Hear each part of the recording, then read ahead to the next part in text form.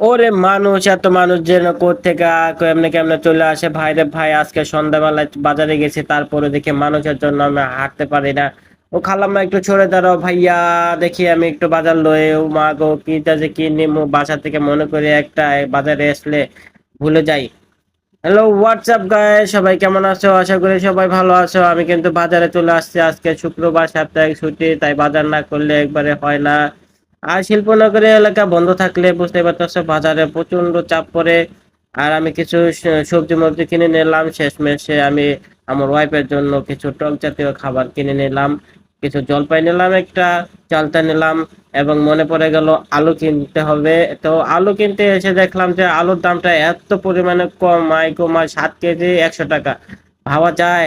আলুর মতো সবকিছুর দাম যদি এতটা কম হতো, তাহলে হয়তো মধ্যবিত্তরা অনেকটা সুখে থাকতে পারতো ভাই রে ভাই। সর্বশেষে কিছু ধনেপাতা নিয়ে আমার বাজারটা শেষ করে দিলাম, এবং যাওয়ার পথে আমার বাচ্চার জন্য কিছু খাবার নিয়ে নিলাম।